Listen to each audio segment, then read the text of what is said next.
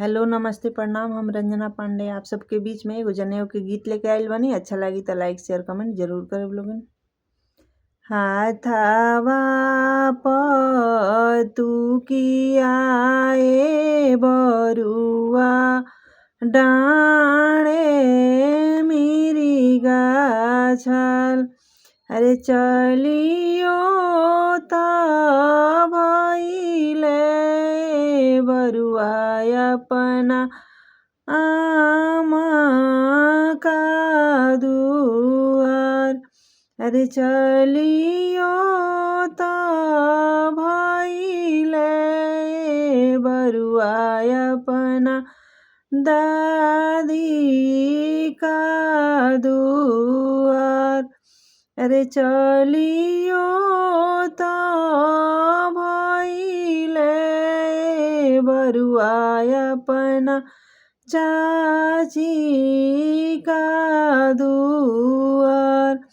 भिक्षा देहु भिक्षा हो देहु दादी हो हमार।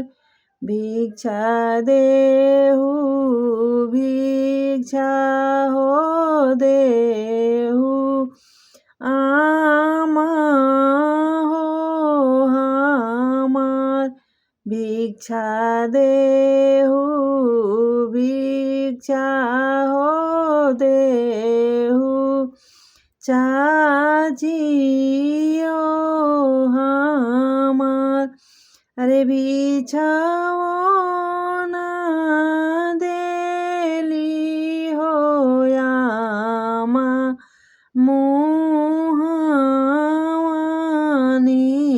रेख। अरे बिछौना देली हो चाची मुहावानी रेख। अरे आजू हमारो हृदय जुड़ैले बाबू भइले जनेऊधार। अरे आजू हमारो हृदय जुड़ैले बाबू भइले जनेऊधार।